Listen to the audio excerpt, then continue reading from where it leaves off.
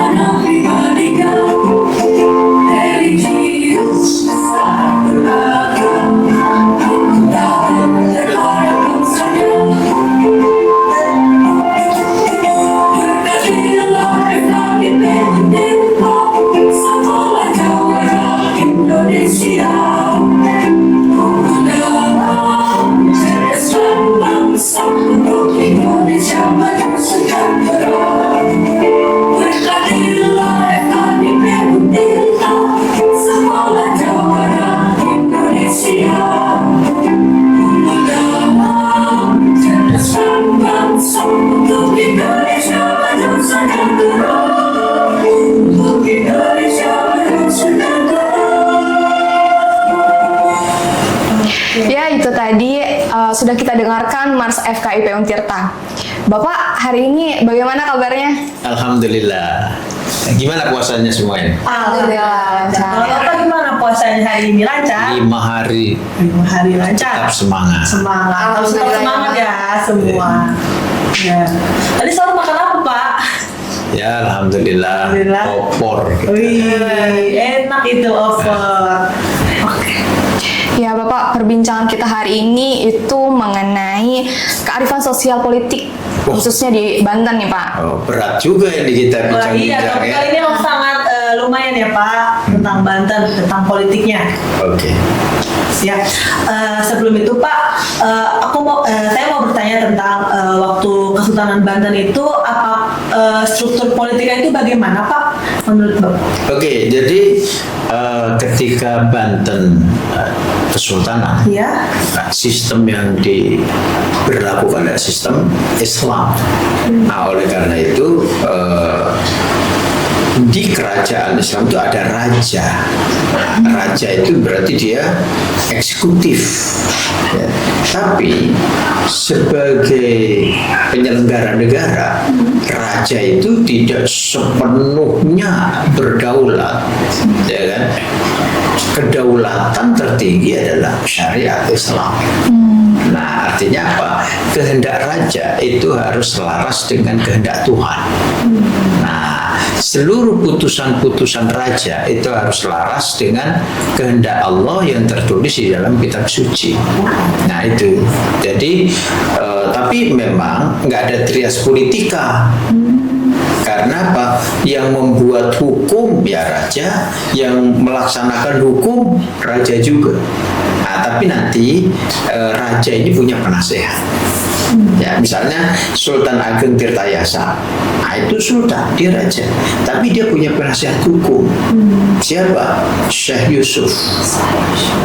Syekh Yusuf itu orang Makassar, nah, tapi beliau merantau dari perjalanan keilmuan di luar negeri. Dia nggak pulang ke Makassar tapi ke Banten. Nah, begitu di Banten jadikan mantu sama Sultan Ageng Tirtayasa. Nah, mantunya inilah yang kemudian menjadi penasehat hukum. Jadi ada penasehat hukum. Nah, kemudian kalau eksekusi hukum itu juga ada yang disebut dengan qadhi. Nah, qadhi itu kayak pengadilan agama. Nah, pengadilan agama. Jadi peraturan-peraturan yang terkait dengan hukum, misalnya pidana, itu nanti melalui qadhi. Jadi ada sultan, ada qadhi. Nah, tapi ada juga yang menarik. Apa tuh Pak? Selain raja dan qadhi itu ada wazir. Wazir itu perdana menteri, wakilnya raja lah. Jadi kalau dulu Nabi Musa alaihissalam ada wazir, namanya Nabi Harun. Nah, Sultan Ageng Tirtayasa itu punya wazir, namanya Sultan Haji. Nah, Sultan Haji itu diberi tugas oleh Sultan Ageng Tirtayasa untuk mengurus masalah-masalah dalam negeri. Jadi itu struktur politik di era kesultanan. Ya, jadi meskipun raja itu kekuasaannya tidak terbatas, ya, artinya semua kekuasaan eksekutif, yudikatif ada di situ, tapi bukan berarti raja bertindak sekehendaknya. Karena keputusan raja harus tetap selaras dengan kehendak Allah yang tertulis dalam kitab suci. Kalau enggak, itu akan berlaku hukum Islam. La ta'ata li maksiatillah. Tidak boleh warga itu patuh kepada raja bila keputusan-keputusan raja itu tidak sesuai dengan kehendak Allah yang tertulis di dalam kitab suci. Nah, itu kira-kira itu bedanya kerajaan Islam dengan yang lain. Berarti Pak, kalau misalkan kesultanan itu berarti kalau misalkan salah pun emang harus dihukum di pengadilan agama itu ya, di qadhi. Iya, di qadhi itu. Qadhi itu yang mengeksekusi. Ya, jadi kalau ada keputusan hukum, itu nanti dieksekusi. Jadi qadhi itu ya hakim, kehakiman atau pengadilan. Berarti memang sejak awal ini Banten itu identik dengan Islam ya Pak ya? Ya, jadi kerajaan Islam Banten namanya ya, tentu identik dengan Islam. Dan karena itu sekarang Banten juga identik dengan Islam. Kekuatan institusi Islam sangat penting. Perhatikan kalau pemilu itu siapapun calon gubernurnya pasti datang ke masjid. Iya betul. Ya kan, pakai surban, pakai peci. Ya kan, habis itu entahlah, tapi hampir semua siapapun mencalonkan diri jadi gubernur, jadi bupati, jadi wali kota, pasti datang ke masjid, ke majelis taklim, ya kan, karena di masjid dan majelis taklim itu ada konstituen. Nah, tentu konstituen Muslim. Ada lagi selain masjid dan majelis taklim, pondok pesantren. Wah, ada ribuan pondok pesantren di Banten ini, ya, tersebar di 155 kecamatan. Ya. Waduh. Banyak Yang sekali paling ya. banyak 5 tuh Pak, kalau boleh tahu pesantren di daerah Banten itu Yang paling banyak di paling mana? banyak di Lebak. Oh, di Lebak. Iya. Jadi Lebak tuh banyak, pokoknya kabupaten. Kabupaten. Kabupaten tuh banyak. Ada Lebak, ya kemudian Pandeglang, Kabupaten Tangerang, Kabupaten Serang itu banyak.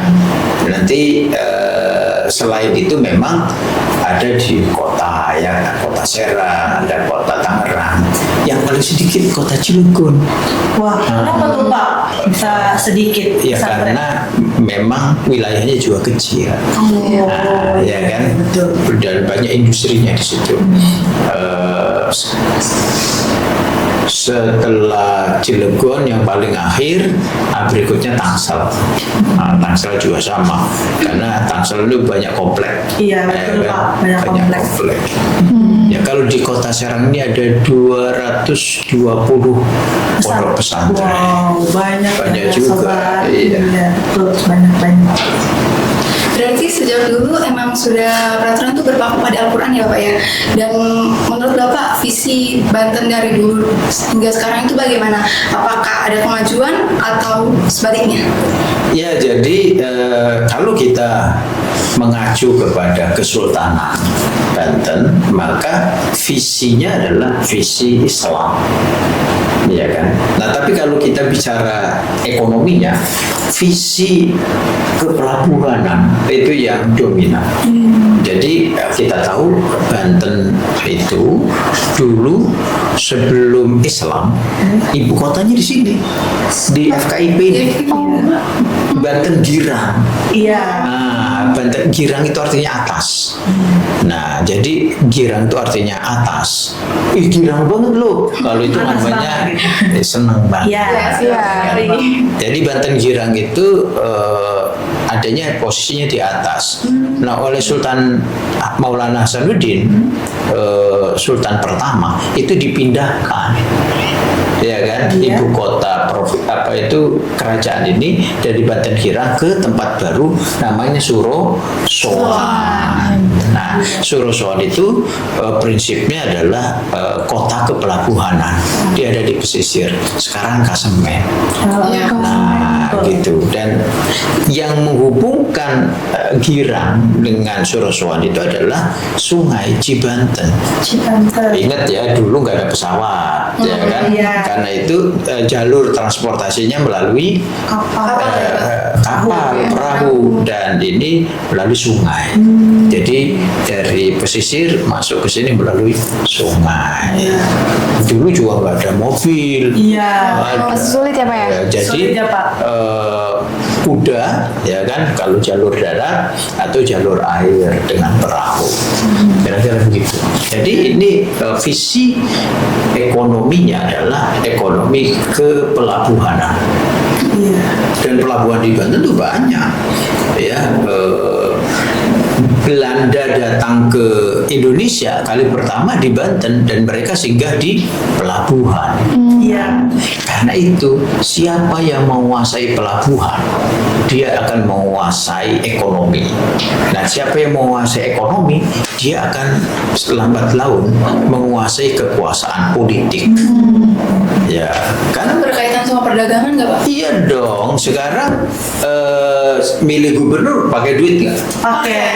Siapa yang punya duit, dia akan menguasai. Betul itu Pak. Gitu loh. Karena itu kuasai perdagangan, kuasai pasar, maka nanti politik bisa dibeli. Iya. Nah, gitu. Ya, jadi siapapun presiden, gubernur, bupati, wali kota, lurah itu akan tunduk dengan kekuasaan uang. Iya. Gitu. Baik. Kan setelah masa kesultanan ya Pak, Iya. Banten itu 25 tahun yang lalu masuk ke provinsi Jawa Barat dan memisahkan diri, ya Pak. Memisahkan diri dan dia memilih untuk menjadikan Banten sebagai provinsi Banten sendiri. Lalu bagaimana sih Pak? Bagaimana bisa Banten memilih untuk memisahkan diri? Lalu apakah ada beberapa misi apa agar tercapainya gitu Pak Banten yang lebih maju atau bagaimana Pak? Oke, jadi sebenarnya cita-cita mendirikan Provinsi Banten Ya. itu sudah lama juga, memang terrealisasi di tahun 2000. Jadi ingat loh ya, waktu Indonesia merdeka gitu, Merdeka. Banten itu punya mata uang sendiri. Oh, Iya kan, terutama pada saat agresi Belanda kedua, ya kan kita merdeka, tapi Iya. kemudian Belanda kan datang tuh Iya. menguasai Yogyakarta kan. Nah, ketika agresi Belanda kedua, Banten itu sebagai wilayah itu punya mata uang sendiri. Karena memang waktu itu Indonesia darurat kan di Iya. Sumatera Barat, ya kan. Nah, meskipun Banten ini punya mata uang sendiri, dia nggak mau keluar dari NKRI. Dan bahkan ketika dibentuk Indonesia Serikat, Republik Indonesia Serikat, Banten sama Yogyakarta dan Aceh itu enggak Tetap mau di NKRI ya Pak? NKRI, dia tidak masuk ke Serikat, Republik Indonesia Serikat. Itu artinya apa? Orang Banten itu memang sejak dulu tidak diragukan patriotismenya. Nah, setelah itu terpikir untuk provinsi sendiri, Provinsi Banten itu diupayakan, tapi selalu gagal. Nah, dan akhirnya pada era reformasi diperjuangkan ulang Banten sebagai provinsi.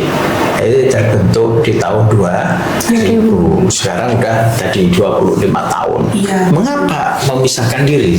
Nah, ini oleh karena Banten ini memang punya karakteristik yang spesifik, ya kan? Agak beda, ada karakteristik yang spesifik loh dibandingkan Jawa Barat.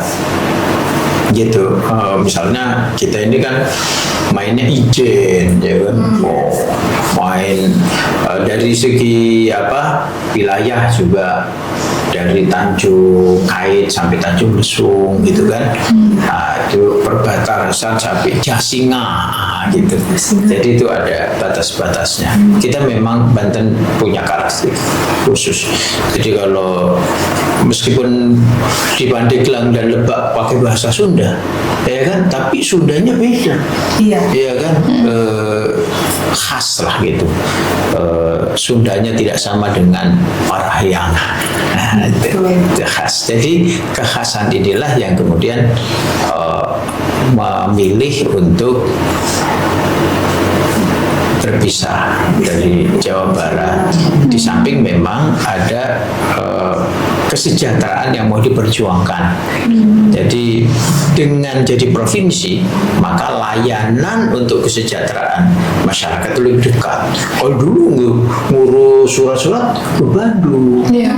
Jauh ya Pak. Jauh ya Pak. Mungkin itu salah satunya kali ya Pak, kenapa Iya. harus memisahkan diri. Nah, dari sekarang Jawa dari Barat. Tangerang paling ke Serang, lebih dekat lah. Iya, betul. Ketimbang ke Bandung kan. Iya, jalan juga Ini jauh ya maksudnya Pak. orang Tangerang. Iya, jalan Tangerang.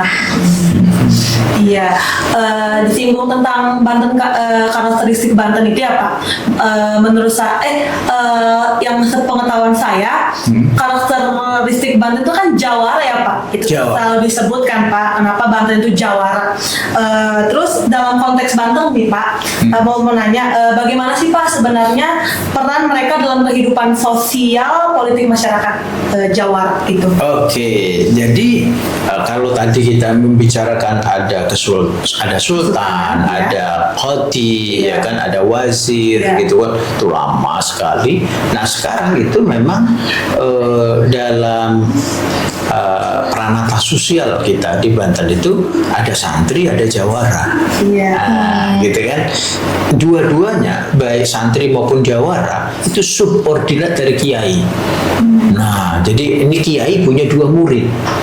Yang satu namanya santri, hobinya ngaji ya dan mempelajari ilmu pengetahuan yang lain. Nah, kalau jawara hobinya ngelmu. Ilmu ya. Ngelmu beda itu Terus ya. apa bedanya tuh? Kalau santri ilmu, ngaji kitab ilmu. kuning, ya kan? Ya, betul. Kalau jawara ngelmu, Ilmu. itu kanuragan. Nah, dan dua-duanya diperlukan. Iya. Kalau kita mau membela negara, itu perlu kecerdasan intelektual, ya kan? Untuk Iya. diplomasi, untuk Iya, apa? iya. Untuk bernegosiasi. Nah, itu jalur santri. Bagi santrinya ya Pak. Kalau jawara, wow, Kalau wow, fisik, macam-macam. Pak. Iya. Iya kan? Gitu. Jadi dua-duanya ini penting.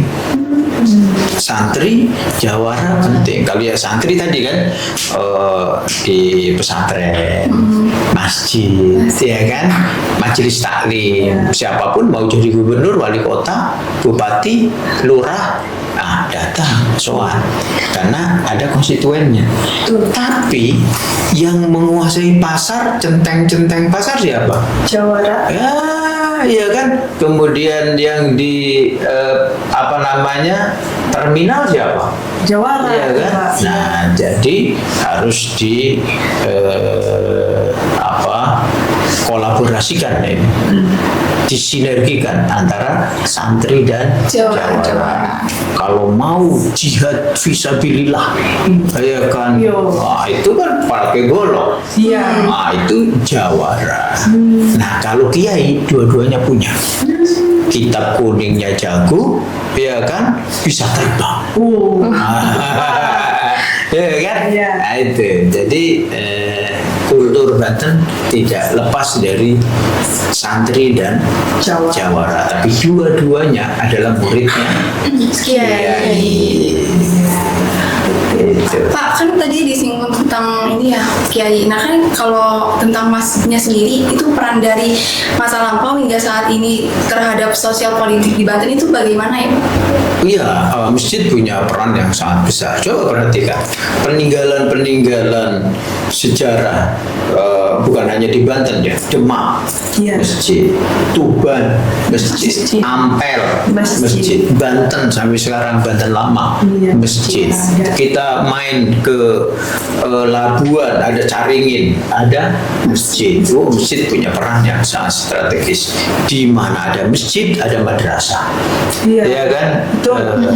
Di mana ada masjid, ada kuburan, betul nggak? Betul. Jadi masjid, kuburan, dan madrasah itu satu kesatuan. Tapi jangan lupa, selain masjid, kuburan, dan madrasah, ada pasar.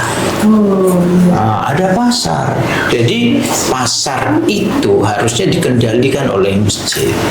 Nah, tapi sekarang ada pertanyaan, gimana peran masjid sekarang? Iya. Kelihatannya masjid sekarang kurang mampu mengontrol pasar. Ya kan? Nah, ini karena masjid kurang mampu mengontrol pasar, pasar tidak terkendali. Ya, dan padahal yang akan memilih gubernur, bupati, wali kota yang punya uang atau yang punya wirid. Punya uang loh. Yang punya uang. Akhirnya yang punya wirid kalah. Betul. Karena apa? Karena yang punya wirid tidak mengendalikan pasar. Pasar itu apa coba? Kebutuhan Kebutuhan sehari-hari. tahan pangan. Itu kan kalau manusia itu selain punya otak, itu punya mulut Dan perut. punya perut. Nah, siapa yang menguasai mulut dan perut itu? Mereka yang menguasai pasar. Kadang-kadang kalau mulut dan perutnya kosong, itu pikirannya kurang cerdas. Betul. Itu bermasalah, ya kan? Betul. Karena itu kelihatannya begini, yang harus mulai dipikirkan sekarang, bagaimana masjid memakmurkan masyarakat dengan menguasai pasar. Kalau dulu begitu. Jadi zaman Kesultanan tuh ya, ada Suruh Soan, ada Masjid Agung, ada pelabuhan, segitiga. Ya, ada Suruh Soan itu tempatnya Sultan di situ. Kerajaan. Ada masjid tempatnya Qadi, ya kan, yang hakim agama tadi, dan ada pelabuhan tempatnya para pedagang. Siapa yang mengontrol pelabuhan? sultan. Siapa yang mengontrol sultan? Aturan dalam kitab. Syarat jadi kita. Gitu. Nah itu yang harus kita lakukan sekarang. Ya, jadi saya ulangi lagi, visi politik Banten harus dikembalikan kepada kesadaran agama yang sumbernya dari Alkitab, dari kitab suci, dari Al-Quran. Nah, kalau sudah begitu, maka nanti masjid bukan hanya menjadi pusat peribadatan dan dakwah, tapi masjid itu juga menjadi agen perubahan dan bisa mengontrol pasar, gitu kan? Iya, betul. Gitu. Oke, gimana? Cukup kita pertemuan kita kali ini? Ya, mungkin Maulida? Mungkin ada pertanyaan lagi teman-teman? sepertinya sudah cukup kali ya Pak. Oke. Pertanyaan tentang kearifan sosial politik Banten sendiri.